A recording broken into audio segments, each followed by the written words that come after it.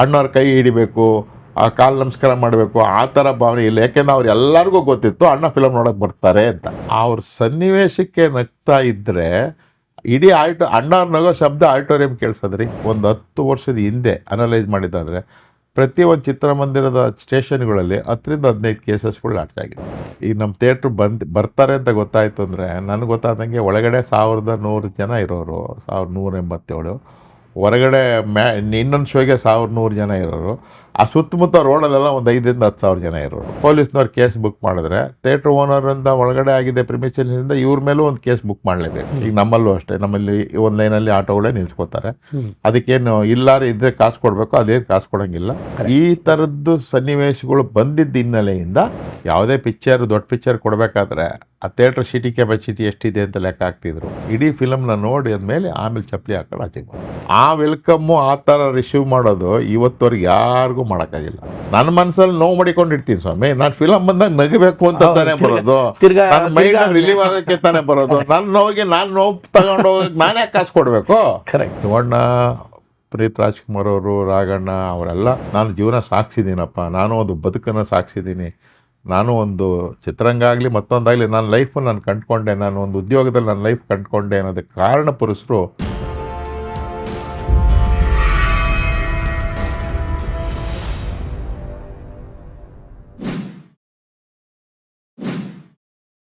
Investing in cinemas without cinema knowledge is injurious to you, your family, and the audience too. Annadata sukhi bhava.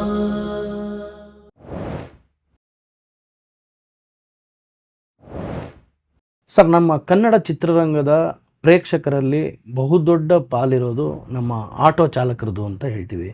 ಯಾಕೆಂದರೆ ಇವತ್ತು ನಮ್ಮ ಕನ್ನಡ ಚಿತ್ರರಂಗನ ಮೆರೆಸೋದು ಅಂದರೆ ಸ್ಟಾರ್ಗಳ photo ಹಾಕಿರೋದಾಗಿರ್ಬೋದು, ಅಥವಾ ಅಣ್ಣವ್ರ photo ಇರ್ಬೋದು, ಶಂಕರಣ್ಣನ ಇವತ್ತಂಕನೂ ಮೆರೆಸ್ತಾ ಇರೋರು ಎಲ್ಲ ಆಟೋ ಡ್ರೈವರ್ಗಳೇ ಆಗಿರೋದ್ರಿಂದ ಒಂದು ಎಲ್ಲ ಕಡೆಯಿಂದನೂ ಆಟೋ ಚಾಲಕರಿಗೆ ಒಂದು ಪಾರ್ಕಿಂಗ್ ವ್ಯವಸ್ಥೆ ಇಲ್ಲ ಅನ್ನೋ ಒಂದು ಮಾತಿದೆ ಥಿಯೇಟ್ರ್ಗಳಲ್ಲಿ.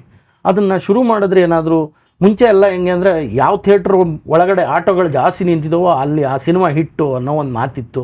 ಬಟ್ ಇವತ್ತಿನ ದಿನ ಯಾವ ಆಟೋನೂ ಕಾಣಲ್ಲ ಥಿಯೇಟ್ರ್ಗಳ ಒಳಗೆ. ಅದರಿಂದ ಅದು ಯಾಕೆ ಅಂತ ಕೇಳ್ಬೋದು. ಇಲ್ಲ, ನಾವೆಲ್ಲ ಆಟೋಗಳಿಗೆ ಅವಕಾಶ ಇತ್ತು. ನೀವು ಹೇಳ್ದಂಗೆ ಪ್ರಾರಂಭದ ದಿನಗಳಲ್ಲಿ 100 ಆಟೋಗಳು ಬರ್ತಾ ಇದ್ದಿದ್ದು ಎಲ್ಲ ಇತ್ತು. ಬಟ್ ಎಲ್ಲ ಹೇಳಲ್ಲ ನಾನು, ಕೆಲವು ಉದಾಹರಣೆಗಳಿಂದ ನಮ್ಮ ಮತ್ತು ಪೊಲೀಸ್ ನಡುವೆ ಆಗಿರತಕ್ಕಂಥ ಏನು ಪ್ರಕರಣಗಳು ದಾಖಲಾಗಿರೋ ಪ್ರಕರಣದಲ್ಲಿ ಆಟೋ ನೋಡೋಕ್ಕೆ ಬಂದಾಗ ಅವ್ರು ನೋಟೋಕ್ಕೆ ಬಂದಿರ್ತಾರೆ. ಸೊ ಒಳಗಡೆ ಸ್ಟೆಪ್ನಿ ಇಲ್ಲ ಅಂತ ಕಂಪ್ಲೇಂಟ್ ಆಗ್ತದೆ. ಕೆಲವು ಫಿಲಮ್ ನೋಡೋಕ್ಕೆ ಬಂದಿರ್ತಾರೆ, ಅವರು ಅದನ್ನು ಆಟೋ ತೊಗೊಂಡೋಗಿದ್ದಿರ್ತದೆ. ಈ ಥರ 10 ಕೇಸ್ಗಳು ರಿಜಿಸ್ಟರ್ ಆಗಿದೆ ನಮ್ಮ ಸ್ಟೇಷನ್ಗಳಲ್ಲೇ. 10 ಕೇಸಸ್. ಆಮೇಲೆ ಫ್ರೆಂಡೇ ಬಂದು ತೊಗೊಂಡೋಗ್ಬಿಡೋದು, ಒಳಗಡೆ ನೋಡ್ತಿದ್ದಾಗ ಫ್ರೆಂಡೇ ಬಂದು. ಅದಕ್ಕೆ ಏನು ಕಂಟ್ರೋಲ್ ಇಲ್ಲ, ಬೀಗ ಮತ್ತೊಂದು ಅಂತ ಎಲ್ಲ ಏನು ಹೆಂಗೆ ಬೇಕಾದ್ರೂ ತಗೊಳ್ತಾರೆ. ಹೀಗಾಗಿ ಭಾಳಷ್ಟು ಕೇಸಸ್ಗಳು ಕಂಪ್ಲೇಂಟೇ ಲಾರ್ಜ್ ಆಗಿದೆ. ಸೊ ಅದೇ ಸಂದರ್ಭದಲ್ಲಿ ಕಾರ್ಗಳು ಬಂದು ನಿಂತಿರ್ತದೆ, ಸ್ಕೂಟ್ರುಗಳು ನಿಂತಿರ್ತದೆ, ಯಾವ ಕಂಪ್ಲೇಂಟ್ ಇರಲ್ಲ. ಈ ಪರ್ಟಿಕ್ಯುಲರ್ ಇದೊಂದ್ರೊಳಗೆ ಮಾತ್ರ ಕಂಪ್ಲೇಂಟ್ ಜಾಸ್ತಿ. ಈ ಥರ ಕಂಪ್ಲೇಂಟ್ಗಳು ಆಗಕ್ಕೆ ಶುರು ಮಾಡಿದಾಗ ಯಾರೋ ರಿಸ್ಕ್ ತಗೊಳಕ್ಕೆ ಇಷ್ಟಪಡೋದಿಲ್ಲ. ಪೊಲೀಸ್ನವ್ರು ಕೇಸ್ ಬುಕ್ ಮಾಡಿದ್ರೆ ಥಿಯೇಟ್ರ್ ಓನರಿಂದ ಒಳಗಡೆ ಆಗಿದೆ ಪ್ರಿಮಿಷನ್ನಿಂದ ಇವ್ರ ಮೇಲೂ ಒಂದು ಕೇಸ್ ಬುಕ್ ಮಾಡಲೇಬೇಕು. ಹೌದು. ನೀವು ಬೇಕಾದ್ರೆ ಅನಲೈಸ್ ಮಾಡಿದ್ದಾದರೆ, ಒಂದು 10 ವರ್ಷದ ಹಿಂದೆ ಅನಲೈಸ್ ಮಾಡಿದ್ದಾದರೆ ಪ್ರತಿ ಒಂದು ಚಿತ್ರಮಂದಿರದ ಸ್ಟೇಷನ್ಗಳಲ್ಲಿ 10-15 ಕೇಸಸ್ಗಳು ಲಾಂಚ್ ಆಗಿದೆ ಪ್ರತಿ ಒಂದು ಕಡೆ. ಸೊ ಅದು ಒಂದು ಕಾರಣ, ಅದೇ ಮೇಜರ್ ಕಾರಣ. ಮೇಜರ್ ಕಾರಣ. ಆವಾಗ ಪೊಲೀಸ್ನವ್ರು ಬಂದು ಏನು ಮಾಡ್ತಾರೆ, ಯಾಕ್ರಿ ಇದು ಏನು ರೀ ಇದು ನೋಡ, ಅವರೇ ಮಾಡ್ತಾರೆ, ಸರ್ ನಮ್ಮ ಫ್ರೆಂಡು ಗೊತ್ತಿಲ್ಲ ತೊಗೊಂಡೋಗ್ಬಿಟ್ಟಿದ್ದೀನಿ ಸರ್ ಅಂತ ಕಂಪ್ಲೇಂಟ್ ಎಲ್ಲ ಹಾಕಿ. ಎಲ್ಲ ಥೆಫ್ಟ್ ಅಂತ ಅಂದಮೇಲೆ ಕಂಪ್ಲೇಂಟ್ ಆಗಲೇಬೇಕಲ್ಲ. ಸುಮ್ಮನೆ ನೋಡೋದಿರಿ, ಯಾರು ಬರ್ತಾರ ಬೆಳಿಗ್ಗೆ ಬಿಡ್ತಾರ ನೋಡ್ತಾನ ಅನ್ನೋದು ಕಾಯಕ್ಕಾಗಲ್ವಲ್ಲ. ಥೆಫ್ಟ್ ಅಂದರೆ ಕಂಪ್ಲೇಂಟ್ ಹಾಕಬೇಕು. ಸೊ ಆಗಲೇ ನಮಗೆ CC ಕ್ಯಾಮ್ರಾಗಳೆಲ್ಲ ಬಂದಿದ್ದವು. ಅವಾಗೊಂದು ಎವಿಡೆನ್ಸ್ ಅಂತ ಮಾಡಿ ಇದೆಲ್ಲ ಮಾಡಿದಾಗ ಏನಾಯಿತು, ದೊಡ್ಡ ಪ್ರಮಾದದಲ್ಲೇ ಇದು ಚರ್ಚೆಗೆ ಬಂತು. ಸುಮ್ಮನೆ ಈಗ ನಮಗೇನಿಲ್ಲ, ಈಗ ನಮಗೇನಾಗುತ್ತೆ ಅಂದರೆ ಒಂದು ಆಟೋ ಹೋಯ್ತು ಅಂದ ತಕ್ಷಣವೇ ಅವರು ಕಂಪ್ಲೇಂಟ್ ಲಾಡ್ಜ್ ಮಾಡೋದು. ನಾವೇನು ಮಾಡಬೇಕಾಗತ್ತೆ, ನಮ್ಮ ಜಾಗದಲ್ಲಿ ಆಟೋ ಹೋಗಿದೆ ಅಂತ ಯಾರೇ ಬಂದರು ಥಿಯೇಟ್ರ್ ಓನರ್ ಮ್ಯಾನೇಜರ್ ಅದೇನು ಮಾಡ್ತಾರೆ, ಕಂಪ್ಲೇಂಟ್ ಕೊಡ್ತಾನೆ. ಇವ್ರು ಬಂದಿದ್ರು ಪಿಕ್ಚರ್ಗೆ, ಆಟೋ ನಿಲ್ಲಿಸಿದ್ರು, ವಾಪಸ್ ಹೋಗಿದ್ದೆ, CC ಕ್ಯಾಮ್ರಾದಲ್ಲಿ ಬಂದಿದ್ದು ಗೊತ್ತಿರುತ್ತೆ, ವಾಪಸ್ ಹೋಗಿರೋದು ಗೊತ್ತಿರುತ್ತೆ. ಇವನೇ ಓನರ, ಇವನೇ ತೊಗೊಂಡೋದನ್ನ ನಮಗೇನು ಗೊತ್ತಿರ್ತದೆ? ಕರೆಕ್ಟ್, ಓಕೆ, ಗೊತ್ತಿರ್ತದೆ. ಆಮೇಲೆ ನಾನು ಒಳಗಡೆ ಸ್ಟೆಪ್ನಿ ಇತ್ತು ನೋಡ್ರೆ ಸ್ಟೆಪ್ನಿ ಇಲ್ಲ ಅಂತಾರೆ. ಸ್ಟೆಪ್ನಿ ಇದೆ ಅಂತ ವೆರಿಫೈ ಮಾಡಿಬಿಡೋರು ಯಾರು? ಕರೆಕ್ಟ್. ಈ ಥರದ ಕೆಲವರಿಂದ ಎಲ್ಲರಂತ ಹೇಳಲ್ಲ, ಕೆಲವು ಅಂತ ಆದಾಗ ಏನಾಗುತ್ತೆ, ನೀನು ಅವ್ನು ಸರಿ ಇದ್ದಾನೆ ಇವ್ನು ಸರಿ ಇಲ್ಲ ಅಂತ ನಾವು ಅನಲೈಸ್ ಮಾಡಿ ಒಳಗಡೆ ಬಿಡೋಕ್ಕಾಗಲ್ವಲ್ಲ. ಕರೆಕ್ಟ್. ಅದಕ್ಕೆ ಏನು ಮಾಡ್ತಾರೆ, ಸಹಜವಾಗಿ ಥಿಯೇಟ್ರ್ ಪಕ್ಕದಲ್ಲಿ ರೋಡ್ಗಳಲ್ಲೇ ಭಾಳಷ್ಟು ಆಟೋಗಳಿಗೇನೆ ಆ ರೋಡ್ಗಳನ್ನ ಲಿಮಿಟ್ ಮಾಡ್ಕೊಂಡಿದ್ದಾರೆ. ಈಗ ನಮ್ಮಲ್ಲೂ ಅಷ್ಟೇ, ನಮ್ಮಲ್ಲಿ ಒಂದು ಲೈನಲ್ಲಿ ಆಟೋಗಳೇ ನಿಲ್ಸ್ಕೊತಾರೆ. ಅದಕ್ಕೇನು ಇಲ್ಲಾರು ಇದ್ರೆ ಕಾಸು ಕೊಡಬೇಕು, ಅದೇನು ಕಾಸು ಕೊಡೋಂಗಿಲ್ಲ. ಸೊ ನಿಲ್ಸ್ಕೊಂಡಿರ್ತಾರೆ, ನಿಲ್ಸ್ಕೊಂಡು ಬರ್ತಾ ಇರ್ತಾರೆ. ಉದ್ದೇಶ ಬೇರೆ ಉದ್ದೇಶ ಅಲ್ಲ.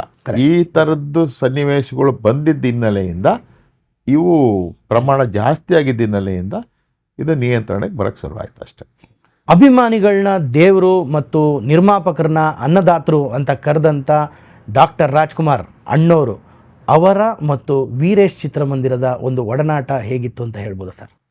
ಕಾಲ ಬದಲಾವಣೆ ಆಗಿದೆ ಅನ್ನೋದಕ್ಕೆ ಒಂದು ಉದಾಹರಣೆ, ಯಾವುದೇ ಪಿಕ್ಚರ್ ದೊಡ್ಡ ಪಿಕ್ಚರ್ ಕೊಡಬೇಕಾದ್ರೆ ಆ ಥಿಯೇಟ್ರ್ ಸೀಟಿಂಗ್ ಕೆಪಾಸಿಟಿ ಎಷ್ಟಿದೆ ಅಂತ ಲೆಕ್ಕ ಹಾಕ್ತಿದ್ರು. ಸೀಟಿಂಗ್ ಕೆಪಾಸಿಟಿ ಕಮ್ಮಿ ಇದ್ದರೆ ನನಗೆ ಜನ ನೋಡೋದು ಕಮ್ಮಿ ಆಗ್ತಾರೆ, ನಾನು ಆ ಥಿಯೇಟ್ರ್ ಬೇಡ ಅನ್ನೋರು. ಓಕೆ, ಅವಾಗಿನ ಕಾಲಕ್ಕೆ ಅಂದರೆ ದೊಡ್ಡ ಥಿಯೇಟ್ರು ಅಂದರೆ ದೊಡ್ಡ ಸೀಟಿಂಗ್ ಕೆಪಾಸಿಟಿ ಇರಬೇಕು. ಆವಾಗಲೇ ಕೆಲವು ಥಿಯೇಟ್ರ್ಗಳಲ್ಲಿ ಬಾಲ್ಕನಿ ಬಂದಿತ್ತು, ಮೊದಲು ಬಾಲ್ಕನಿ ಇಲ್ಲ. ಇವತ್ತೇನು ಮಲ್ಟಿಪ್ಲೆಕ್ಸ್ನಲ್ಲಿ ಒಂದೇ ಹಂಗೆ ಇದ್ದಿದ್ದು. ಬಾಲ್ಕನಿ ಬಂದಿದ್ದೇನೆಂದರೆ ಆಡಿಟೋರಿಯಂ ಒಳಗಡೆ ಹೆಚ್ಚಿಗೆ ಜನ ಸೇರಿಸೋದಕ್ಕೋಸ್ಕರ ಬಾಲ್ಕನಿ ಬಂದಿದ್ದು. ನಮಗೆ ಭಾಳಷ್ಟು ಪ್ರಸನ್ನ, ನಮ್ಮದು ಫಸ್ಟ್ ಬಂತು, ನಂತರ ಒಂದು 2 ವರ್ಷ ಬಿಟ್ಕೊಂಡು ಪ್ರಸನ್ನ ಬಂದು, ಪ್ರಸನ್ನದಲ್ಲಿ 1185 ಸೀಟಿಂಗ್ ಕೆಪಾಸಿಟಿ, ನಮ್ಮದು 900 ಚಿಲ್ಲರೆ ಸೀಟಿಂಗ್ ಕೆಪಾಸಿಟಿ ಆವಾಗ. ಅಂದರೆ 200 ಸೀಟಿಂಗ್ ಕೆಪಾಸಿಟಿ ಅಂದರೆ 200 ಜನ ಒಂದು ಶೋಗೆ ಜಾಸ್ತಿ ಬರ್ತಾರೆ ಅಂತ ಅಲ್ಲಿ ಪ್ರಿಫರೆನ್ಸ್ ಜಾಸ್ತಿ ಇತ್ತು ಹೊಸ ಫಿಲಮ್ಗಳಿಗೆ. ಅಲ್ಲಿಗೆ ಅವಾಗ 50 ದಿನ 100 ದಿನ ಆದಾಗ ಆ ಬೇರೆ ಪೀರಿಯಡಲ್ಲಿ ಬಂದವರು ನಮಗೆ ಬರ್ತಾಯಿದ್ರು, ಅಥವಾ ನಮ್ಮಿಂದ ಬಂದವರು ಅಲ್ಲಿಗೆ ಹೋಗ್ತಾರೆ, ಹೆಂಗೆ ನಡೀತಾ ಇತ್ತು. ಸೊ ಸೀಟಿಂಗ್ ಕೆಪಾಸಿಟಿ ಜಾಸ್ತಿ ಮಾಡಿದ್ರೆ ಫಿಲಮ್ಗಳು ಸಿಗುತ್ತೆ ಅನ್ನೋ ಇಂಟೆನ್ಷನಿಂದ 1987ನಲ್ಲಿ ನಾವು 1187 ಸೀಟ್ ಮಾಡ್ದೆ. ಇದನ್ನು ಮಾಡಿಫಿಕೇಶನ್ ಮಾಡಿ ಪಕ್ಕದಲ್ಲಿ ಎಷ್ಟಿದೆ ಅದಕ್ಕಿಂತ 2 ಸೀಟ್ ಜಾಸ್ತಿ. ಇವಾಗ ಎಲ್ಲಿದೆ? ಈ ಮಲ್ಟಿಪ್ಲೆಕ್ಸ್ನಲ್ಲಿ 250, 150, 200, 35, 48. ಹಾಗಾಗಿ ಏನಾಗ್ತದೆ ಅಂದರೆ ಜನ ನೋಡ್ತಿದ್ದಾರೆ, ಅದೇ ಹಂಚ್ಕೊಂಡು ನೋಡ್ತಿದ್ದಾರೆ ಅಷ್ಟೇ, ಇನ್ನೇನಿಲ್ಲ ಅಲ್ಲಿ. ಆವಾಗ ರಾಜ್ಕುಮಾರ್ ಫಿಲಮ್ಗಳು ಬರೋದು, ಅಣ್ಣವ್ರ ಫಿಲಮ್ ನೋಡೋಕ್ಕೆ ಬರ್ತಿರ್ಲಿಲ್ಲ, ಆದರೆ ಬೇರೆ ಎಲ್ಲ ಫಿಲಮ್ ನೋಡೋಕೆ ಬರೋರು. ಈಗ ನಮ್ಮ ಥಿಯೇಟ್ರಿಗೆ ಸುಮಾರು 10ರಿಂದ 12 ಸರಿ ಬಂದಿದ್ದಾರೆ. 12 ಸರಿ ಥಿಯೇಟ್ರಿಗೆ ಪಿಕ್ಚರ್ ನೋಡೋಕ್ಕೆ ಬಂದಿದ್ದಾರೆ. ಬೇರೆ ಫಂಕ್ಷನ್ನು ಪೂಜೆಗಳು ಅದು ಬೇರೆ, ಪಿಕ್ಚರ್ ನೋಡೋಕ್ಕೆ ಬಂದಿದ್ದಾರೆ. ಅವ್ರು ಪಿಕ್ಚರ್ ನೋಡೋದಕ್ಕೆ ಹೆಂಗೆ ಅಂದರೆ ಅದು ಒಂದು ನಾನು ಮರೆಯೋಕ್ಕಾಗಲ್ಲ. ಇವತ್ತು ಭಾಳಷ್ಟು ಜನ ಎಲ್ಲ ಥರದ್ದು ಹೀರೋಗಳು ನಮ್ಮ ಥಿಯೇಟ್ರಿಗೆ ಬಂದುಬಿಟ್ಟಿದ್ದಾರೆ, ದೊಡ್ಡ ದೊಡ್ಡ ಸ್ಟಾರ್ಗಳೆಲ್ಲ ಬಂದಿದ್ದಾರೆ. ಬಟ್ ಅಣ್ಣವ್ರು ಬಂದರೆ ಪಿಕ್ಚರ್ ನೋಡಬೇಕು ಅಂತಂದರೆ ಅವರು ಟೈಟ್ಲ್ ಕಾರ್ಡ್ ಬಿಗಿನಿಂಗಿಂದ ಕೊನೆ ಎಂಡ್ ಶುಭಂವರೆಗೂ ನೋಡೋರು. ಆ ರೀತಿ ಅವರು ವ್ಯವಸ್ಥೆ ಮಾಡ್ಕೊಳ್ಳೋರು ಫಿಲಮ್ ಬರಬೇಕಾದ್ರೆ.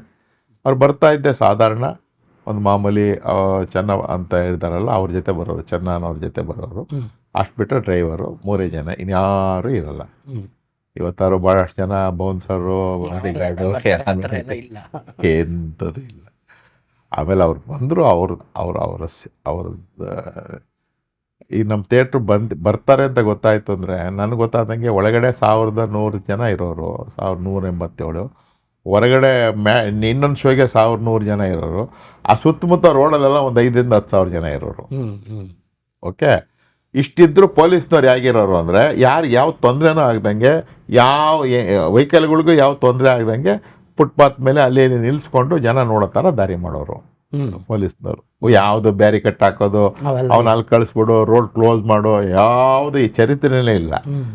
ಸೊ ಅವ್ರು ಬಂದ ತಕ್ಷಣ ಬಂದೇನು ಮಾಡೋರು, ಸುತ್ತ ಒಂದು ರೌಂಡ್ ಬರೋರು, ಎಲ್ಲ ದೂರದಲ್ಲೇ ಮೇಲೆ ನುಗ್ಗಬೇಕು, ಅಣ್ಣವ್ರ ಕೈ ಹಿಡಿಬೇಕು, ಆ ಕಾಲು ನಮಸ್ಕಾರ ಮಾಡಬೇಕು, ಆ ಥರ ಭಾವನೆ ಇಲ್ಲ. ಯಾಕೆಂದ್ರೆ ಅವ್ರು ಎಲ್ಲರಿಗೂ ಗೊತ್ತಿತ್ತು ಅಣ್ಣ ಫಿಲಮ್ ನೋಡೋಕೆ ಬರ್ತಾರೆ ಅಂತ. ಫಿಲಮ್ ನೋಡೋಕೆ ಬಂದಿದ್ದಾರೆ, ಅವ್ರು ನೋಡಲಿ ಫಿಲಮ್ಮು ಅಂತ ಅನ್ನೋದಕ್ಕೆ ಒಂದೇ ಗುಣದಿಂದ ಅವ್ರು ದೂರದಲ್ಲಿದ್ರು ಇವ್ರು ಕೈ ಬೀಸಿದ್ರೆ ನಮಸ್ಕಾರ ಮಾಡಿಕೊಂಡು, ಇವರು ಅವ್ರು ನಮಸ್ಕಾರ ಮಾಡ್ಕೊಂಡು ಮತ್ತೆ ಮೇಲೆ ಹೋಗಿ ಮೇಲಿಂದ ಒಂದು ರೌಂಡ್ ಹಾಕೋರು, ಫುಲ್ಲು ಒಂದು ರೌಂಡ್ ಹಾಕೋರು. ಮೇಗಡೆ ಒಂದು ರೌಂಡ್ ಹಾಕೋದು, ಎಲ್ಲರಿಗೂ ನೋಡಿ ಹಿಂಗೆ ನೋಡ್ಕೊಂಬರ್ತೀನಿ ನಾನು ಅಂತೇಳಿ ಹೋಗೋರು. 2 ಗಂಟೆ 50 ನಿಮಿಷನೋ 2 ಗಂಟೆ 40 ನಿಮಿಷನೋ ಶೂಟಿಂಗು, ಅಲ್ಲ ಇದು ಫಿಲಮ್ ಇರುತ್ತಲ್ವಾ. ಇಲ್ಲಿ ಏನು ನೋಡ್ಕೊಂಡು ಹೋದರೆ ಎಲ್ಲ ಹೊಂಟೋಗೋರು, ಅವ್ರ ಪಡಗೋರು ಹೊಂಟೋಗೋರು. ಇನ್ನು 15-20 ನಿಮಿಷ ಆದ ತಕ್ಷಣ ಮತ್ತೆ ಎಲ್ಲ ಬರೋರು ಜನ. ಅಷ್ಟರೊಳಗೆ ಒಳಗಡೆ 1200 ಜನ, ಆಚೆಗಡೆ ಮತ್ತೆ ನೆಕ್ಸ್ಟ್ ಶೋ ಹೋಗೋದಕ್ಕೆ 1200 ಜನ, ಹೊರಗಡೆ ಇರೋರು ಎಲ್ಲ ಇರೋರು. ಮತ್ತೆ ಈಗೇನು ಒಂದು ರೌಂಡ್ ಆಗಿ ಪಿಕ್ಚರ್ ಚೆನ್ನಾಗಿದೆ ಹಿಂಗಿದೆ ನೋಡಿ ಅಂತ ಡೈರೆಕ್ಷನ್ಸ್ ಕೊಟ್ಟು ಬರ್ತೀನಿ ನಾನು ಅಂತೇಳಿ ಎಲ್ಲರ ಮುಂದೆ ಈ ಕಡೆ ಆ ಕಡೆ ಜನ ಅಂತಿರೋರು. ಆ ವೆಲ್ಕಮ್ಮು ಆ ಥರ ರಿಸೀವ್ ಮಾಡೋದು ಇವತ್ತವರೆಗೆ ಯಾರಿಗೂ ಮಾಡೋಕ್ಕಾಗಿಲ್ಲ. ಆ ಥರ ಭಾವನೆ ಜನಗಳಲ್ಲಿ ಇತ್ತು. ಅವ್ರಿಗೂ ಅದೆಷ್ಟೇ ಒಂದು ಗೊತ್ತಿದೆ.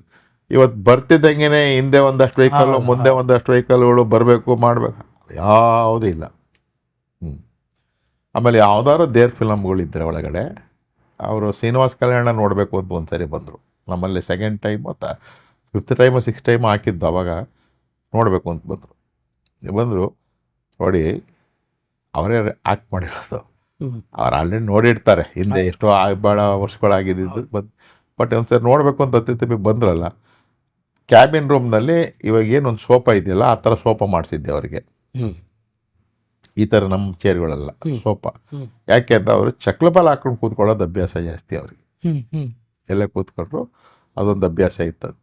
ನಮ್ಮ ಚಿನ್ನಪ್ಪಣ್ಣವ್ರು ಹೇಳಿದರು, ಅಪ್ಪ ಅವ್ರಿಗೆ ನಾನು ಕೇಳಿದೆ ಹೆಂಗಿದ್ರೆ ಕೆಲಸ ಮಾಡು, ಎತ್ತರಿಗೆ ಸೋಫಾ ಹಾಕ್ಬಿಡು, ಒಂದೊಂದು ಸರಿ ಮಲಿಕೊಂಡು ನೋಡ್ತಾರೆ, ಒಂದು ಸರಿ ಚಕ್ಲಬಾಲ್ ಹಾಕೊಂಡು ಕೂತ್ಕೊಂಡು ನೋಡ್ತಾರೆ, ಆರಾಮಾಗಿ ಫ್ರೀ ಇರುತ್ತೆ. ಸರ್ ಆಯ್ತು, ಅದೇ ಥರನೇ ಮಾಡಿಸಿದ್ದೆ. ಕ್ಯಾಬಿನ್ ಒಳಗಡೆ ಹೋಗೋಕ್ಕೆ ಮುಂಚೆ ಚಪ್ಪಲಿ ಆಚೆ ಬಿಟ್ಟು ಒಳಗಡೆ ಬಂದರು. ಇಡೀ ಫಿಲಮ್ನ ನೋಡಿ ಅಂದಮೇಲೆ ಆಮೇಲೆ ಚಪ್ಪಲಿ ಹಾಕೊಂಡು ಆಚೆಗೆ ಬಂದರು. ಶ್ರೀನಿವಾಸ ಕಲ್ಯಾಣ ಫಿಲಮ್. ಆಮೇಲೆ ಕಾಮಿಡಿ ಫಿಲಮ್ಸ್ ಏನಾನ ಇದೆ ಅಂದರೆ ಅವ್ರು ಎಷ್ಟು ಇಷ್ಟಪಟ್ಟು ಪಿಕ್ಚರ್ ನೋಡಬೇಕು ಅಂತ ಬರೋರು ಅಂದರೆ ಧೀರೇಂದ್ರ ಗೋಪಾಲ್ ಅವರ ಫಿಲಮ್ಮು ನಂಜುಂಡಿ, ಇದು ಗಜಪತಿ ಗರ್ವ, ಲೆಜೆಂಡ್ ಗಜಪತಿ ಗರ್ವ. ಆ ಫಿಲಮಲ್ಲಿ ಇವರು ನಮ್ಮ ರಾಘಣ್ಣ ಇದ್ದಾರೆ, ಎಲ್ಲ ಇದ್ದಾರೆ, ಇರಲಿ. ಆದರೆ ಧೀರೇಂದ್ರ ಗೋಪಾಲ್ ಅವರು ಫಿಲಮ್ಮು ಅವರು ಬರುವಾಗಲೇ ಏನು ಭಾಳ ಚೆನ್ನಾಗಿ ಮಾಡಿದಾರಂತೆ ಧೀರೇಂದ್ರ ಗೋಪಾಲ್ ಅವರು ಹಾಗೆ ಹೀಗೆ ಅಂತ ಬಂದರೆ ಅವ್ರ ಸನ್ನಿವೇಶಕ್ಕೆ ನಗ್ತಾ ಇದ್ದರೆ ಇಡೀ ಅಣ್ಣವ್ರ ನಗೋ ಶಬ್ದ ಆಡಿಟೋರಿಯಂ ಕೇಳಿಸೋದ್ರಿ. ಅಷ್ಟು ಇಷ್ಟಪಡೋರು ಎಂಜಾಯ್ ಮಾಡಿ ಇದನ್ನ. ಅವೆಲ್ಲ ನಾವು ಕಾನ್ಸೆಪ್ಟೇ ಇಲ್ಲ ಇವಾಗಿನ ಜನಗಳಿಗೆ. ಒಂದು ಕಾಮಿಡಿ ಇಡಬೇಕು, ಯಾಕೆ ಇಡಬೇಕು ಅಂತಾರೆ, ಕಾಮಿಡಿ ಹೆಂಗಿರಬೇಕು, ಯಾವುದಕ್ಕೆ ಹೊಂದಾಣಿಕೆ ಆಗಬೇಕು, ಯಾವ ಥರ ಬರಬೇಕು ಅನ್ನೋದೇ ನಮ್ಮ ಭಾಳಷ್ಟು ಫಿಲಮ್ಗಳಲ್ಲಿ ಕಾಣೋದೇ ಇಲ್ಲ ನಾವು. ನನ್ನ ಮನಸ್ಸಲ್ಲಿ ನೋವು ಮಾಡಿಕೊಂಡಿರ್ತೀನಿ ಸ್ವಾಮಿ, ನಾನು ಫಿಲಮ್ ಬಂದಾಗ ನಗಬೇಕು ಅಂತ ತಾನೇ ಬರೋದು, ನನ್ನ ಮೈಂಡ್ ರಿಲೀವ್ ಆಗೋಕ್ಕೆ ತಾನೇ ಬರೋದು. ನನ್ನ ನೋವಿಗೆ ನಾನು ನೋವು ತಗೊಂಡು ಹೋಗಕ್ಕೆ ನಾನೇ ಕಾಸು ಕೊಡಬೇಕು. ಕರೆಕ್ಟ್. ಆ ಥರ ಹಂಗೆ ಕೆಲವು ಸನ್ನಿವೇಶಗಳಲ್ಲಿ ಅವರು ಶಿವಣ್ಣ, ಪುನೀತ್ ರಾಜ್ಕುಮಾರ್ ಅವರು, ರಾಘಣ್ಣ ಅವರೆಲ್ಲ ಸಹಜವಾಗಿ ಯಾವುದೇ ಪಿಕ್ಚರು, ಯಾವುದೇ ಫಿಲಮ್ ಓಪನಿಂಗು ಬಂದಿಲ್ಲಿ ಪ್ರೊಜೆಕ್ಟ್ರಿಗೆ ಪೂಜೆ ಮಾಡಿ, ಆ ಫ್ಯಾಮಿಲಿ ಎಲ್ಲ ಫುಲ್ ಬಂದು ಪೂಜೆ ಮಾಡಿ ಆ ನಂತರ ಸ್ಟಾರ್ಟ್ ಆಗ್ತಾಯಿದ್ವಿ. ಅಣ್ಣವ್ರು ಬಂದ್ರಂತೂ ಅಕ್ಕ ಇರೋವರೆಗೂ ಅಷ್ಟೇ, ಅಣ್ಣ ಅಕ್ಕ ಎಲ್ಲರೂ ಅಷ್ಟೇ. ನಮ್ಮಲ್ಲಿ ಇಲ್ಲಿ ಮುನೇಶ್ವರನ ದೇವಸ್ಥಾನ ಇದೆ. ಮುನೇಶ್ವರ ದೇವಸ್ಥಾನ ಕೈ ಮುಗಿದೆ ಹೋಗಲ್ಲ ಅವರು. ಇಲ್ಲಿಂದ ಹಿಂಗೆ ಬಂದರು, ಜನ ಪ್ಯಾಕಪ್ ಆಗ್ಬಿಟ್ಟಿತ್ತು ಅವತ್ತು, ಹಿಂದೆ ಮುಂದೆ ಎಲ್ಲ. ಪಾಪ ಎಲ್ಲ ಕಾಂಪೌಂಡ್ ಮೇಲೆಲ್ಲ ಇದ್ದು ಗಾಯಗೆ ಮಾಡ್ಕೋತಾರೆ ಅಂತ ಅಂದ್ಬಿಟ್ಟು ಏನು ಮಾಡಿಬಿಟ್ರು, 1-2 ಸಾರಿ ಬಂದಾದಮೇಲೆ 3ನೇ ಸರಿಗೆ ಅವರು ಮೇಗಡೆ ಬರುವಾಗ ನೋಡಿದರು, ಕ್ಯಾಬಿನ್ಗೆ ಹೋಗ್ಬೇಕಾದ್ರೆ ದೇವಸ್ಥಾನ ಕಾಣುತ್ತೆ. ಸೊ ಇಲ್ಲಿ ಬಂದು ಹೋದರೆ ಹಿಂಗಾಗುತ್ತಲ್ಲ, ಎಲ್ಲ ಮುತ್ಕೊಂಡ್ಬಿಡ್ತಾರಲ್ಲ ಅಂತೇಳಿ ಮಾಡ್ಬಿಟ್ರು ಮೇಲೆ ಬಂದರು. ಅಲ್ಲೂ ಸಹ ಚಪ್ಪಲಿ ಬಿಟ್ಟು ಅಲ್ಲಿಂದನೇ ಸ್ವಾಮಿ ಕೈ ಮುಗಿದು ಒಳಗಡೆ ಹೋಗಿದ್ರು. ಆ ಥರ ನಾವೆಲ್ಲ ನೋಡಿ ಪುಣ್ಯವಂತರು ಅಷ್ಟೇ. ಯಾಕೆಂದರೆ ನಮ್ಮ ಚಿತ್ರರಂಗ ಇವತ್ತು ಈ ಮಟ್ಟಿಗೆ ಲಕ್ಷಾಂತರ ಜನ ಏನಾದರೂ ಒಂದು ನಾನು ಜೀವನ ಸಾಗಿಸಿದ್ದೀನಪ್ಪ, ನಾನು ಒಂದು ಬದುಕನ್ನು ಸಾಗಿಸಿದ್ದೀನಿ, ನಾನು ಒಂದು ಚಿತ್ರರಂಗ ಆಗಲಿ ಮತ್ತೊಂದಾಗಲಿ ನನ್ನ ಲೈಫನ್ನು ನಾನು ಕಂಡುಕೊಂಡೆ, ನಾನು ಒಂದು ಉದ್ಯೋಗದಲ್ಲಿ ನನ್ನ ಲೈಫ್ ಕಂಡುಕೊಂಡೆ ಅನ್ನೋದಕ್ಕೆ ಕಾರಣ ಪುರುಷರು ಅವರೆಲ್ಲ. ಅವರುಗಳು ಮಾಡಿಬಿಟ್ಟಿದ್ದಕ್ಕೆ ಇವತ್ತು ಲಕ್ಷಾಂತರ ಜನ ಇವತ್ತು ಬದುಕನ್ನು ಕಂಡುಕೊಳ್ಳೋದಕ್ಕೆ ಸಾಧ್ಯ ಆಗಿದೆ. ಅದಕ್ಕೆ ಬೇಕಾದಷ್ಟು ಜನ ಇದ್ದಾರೆ. ಅಣ್ಣವರಿದ್ದಾರೆ, ವಿಷ್ಣು ಸಾರ್ ಇದ್ದಾರೆ, ಎಲ್ಲ ಥರದ ಆ್ಯಂಗಲ್, ಎಲ್ಲ ಥರದ ಆಯಾ ಸಮಯದಲ್ಲಿ ಒಂದೊಂದು ಉದ್ಯೋಗವನ್ನು ಬೆಳೆಸೋ ಮಟ್ಟಿಗೆ ಬಂದಿದ್ದಾರೆ. ಈಗ ವಿಷ್ಣು ಸಾರ್ ಫಿಲಮ್ಗಳನ್ನು ಜಾಸ್ತಿ ಥಿಯೇಟ್ರ್ ಹಾಕಬೇಕು ಅನ್ನೋ ಒಂದು ಕಾನ್ಸೆಪ್ಟ್ ಬಂತು. ಮತ್ತು ನಮ್ಮ ರವಿಚಂದ್ರನ್ ಅವರು ಫಿಲಮ್ಗಳು ಬಂದಾಗ ಅವ್ರು ಇನ್ನೂ ಜಾಸ್ತಿ ಥಿಯೇಟ್ರ್ ಹಾಕಬೇಕು ಅನ್ನೋ ಕಾನ್ಸೆಪ್ಟ್ ಬಂತು. ಆಮೇಲೆ ಇನ್ನೂ ವಿಸ್ತಾರಗೊಳಿಸ್ಬೇಕು ಅನ್ನೋ ಕಾನ್ಸೆಪ್ಟ್ ಬಂತು. ಇಷ್ಟಕ್ಕೆ ನಿಂತ್ಕೊಬಾರ್ದು, ನಾವು ಇನ್ನೂ ಜಾಸ್ತಿ ಮಾಡಬೇಕು ಅನ್ನೋ ಒಂದು ಕಾನ್ಸೆಪ್ಟ್ ಬಂತು. ಒಬ್ಬೊಬ್ಬರು ಕೊಡುಗೆ ಅಪಾರ. ಅಳಿಗೇನು ಹನುಮಂತರು, ಸಿದ್ಧಲಿಂಗಣ್ಣವರು, ನಮ್ಮ ಪುಟ್ಟಣ್ಣ ಗಣಗರು, ಆಮೇಲೆ ಇವತ್ತು ಹಾಡುಗಳು ಇವತ್ತಿನ ಜನ್ರೇಷನ್ ನೋಡ್ತಾ ಇದೆ ಅಂದರೆ ಅವತ್ತು ಮಾಡಿದ್ದು ಸಾಧನೆ ಇವತ್ತು ನಾವು ನೆನ್ಪಣ್ಪತ್ತೀವಿ ಅಂದರೆ ಅರ್ಥ ಮಾಡ್ಕೊಳ್ಳಿ. ಹೌದು. ಸೊ ಅದಕ್ಕೆ ಹೇಳಿದ್ದು, ಇವನ್ನೆಲ್ಲ ನೀವು ನೋಡಿ ಒಂದು ಸರಿ ಸಿನಿಮಾ ಮಾಡಬೇಕಾದ್ರೆ ಹೆಂಗೆ ಮಾಡ್ತಿದ್ರು, ಯಾಕೆ ಎಲ್ಲರನ್ನೂ ಸೇರ್ತಿದ್ರು, ಯಾಕೆ ಎಲ್ಲ ಕಲಾವಿದಗಳು ಸೇರ್ತಿದ್ರು, ಯಾಕೆ ಒಂದು ಸಾಹಿತ್ಯಕ್ಕೆ ಇಷ್ಟೊಂದು ಬೆಲೆ ಕೊಡ್ತಾಯಿದ್ರು, ಆಮೇಲೆ ನೇಚರ್ ಇರೋವಂಥ ಶೂಟಿಂಗ್ಗಳಿಗೆ ಯಾಕೆ ಹೋಗ್ತಾಯಿದ್ರು. ಸೊ ಇವೆಲ್ಲವೂ ಯೋಚನೆ ಮಾಡಿ ಮಾಡಿ ಮಾಡಿ ಅದಕ್ಕೆ ಕಥೆನ ಪೂರಕವಾಗಿ ತೊಗೊಂಬಂದು ಫಿಲಮ್ ಮಾಡಿದ್ದಾದರೆ ಪಿಕ್ಚರ್ ದುಡ್ಡು ಬರುತ್ತೋ ಬಿಡುತ್ತೋ, ಚೆನ್ನಾಗಿದೆ ಅನ್ನೋ ಮಾತಂತೂ ಬರುತ್ತಾ? ಹೌದು. ಅಷ್ಟು ಹೇಳಬಲ್ಲೆ. ಸರ್, ಇಲ್ಲಿ ತನಕ ನಮ್ಮ ಜೊತೆ ಮಾತಾಡಿ ನಮ್ಮ ಪ್ರೇಕ್ಷಕರಿಗೆ ಒಂದು ನಾಲೆಡ್ಜ್ ಬ್ಯಾಂಕ್ ಥರನೇ ನೀವು ಮಾಡಿದ್ದೀರಾ, ಅವ್ರಿಗೆ ಅರ್ಥ ಆಗೋ ರೀತಿಲಿ ಹೇಳಿದ್ದೀರಾ. ಅಂದರೆ ನಮ್ಮ ಪ್ರೇಕ್ಷಕರು ಅಂದರೆ ನಾವು ಇವ್ರನ್ನ ಹೇಳ್ತಾ ಇಲ್ಲ, ಯಾರು ಸಿನಿಮಾ ಪ್ರೇಕ್ಷಕರನ್ನ ಹೇಳ್ತಾ ಇಲ್ಲ, ಈ ಚಾನಲ್ನ ಪ್ರೇಕ್ಷಕರು ಯಾರಿದ್ದಾರೆ, ಸಿನಿಮಾದೊಳಗೆ ಬರೋಕ್ಕೆ ಯಾರಿದ್ದಾರೆ, ಅವ್ರಿಗೆ ಒಳ್ಳೆ ನಾಲೆಡ್ಜ್ ಕೊಟ್ಟಿದ್ದೀರಾ. ಸೊ ನೀವು ಹೇಳಿದಂಥ ಒಂದು ಸಜೆಷನ್ಸ್ನ ತೊಗೊಂಡು ಅವರು ಚಿತ್ರರಂಗದೊಳಗೆ ಎಂಟ್ರಿ ಕೊಟ್ಟರೆ ಅವ್ರಿಗೆ ಲಾಸ್ ಆಗೋದಿಲ್ಲ. ಸಕ್ಸಸ್ ಲೇಟ್ ಆದ್ರೂ ಅವ್ರು ಗ್ರ್ಯಾಜುವಲ್ ಆಗಿ ಪಿಕಪ್ ಆಗಿ ಸಿನಿಮಾ ರಂಗದಲ್ಲಿ ನಿಲ್ಬೋದು ಅಂತ ತಿಳ್ಕೊತೀನಿ. ಇಲ್ಲಿ ತನಕ ಮಾತಾಡಿದ್ದಕ್ಕೆ ಸರ್ ತಮಗೆ ತುಂಬ ಹೃದಯದ ಧನ್ಯವಾದ. Thank you sir. Thank you. ಇಂದಿನ ಸಂಚಿಕೆಯಲ್ಲಿ ಇಷ್ಟು. ಇನ್ನೊಂದು ಸಂಚಿಕೆಯಲ್ಲಿ ಹೊಸ ಒಬ್ಬರು ಅತಿಥಿ ಜೊತೆ ನಾನು ನಿಮ್ಮ ಮುಂದೆ ಬರ್ತೀನಿ. ಅಲ್ಲಿ ತನಕ ಕೀಪ್ ವಾಚಿಂಗ್.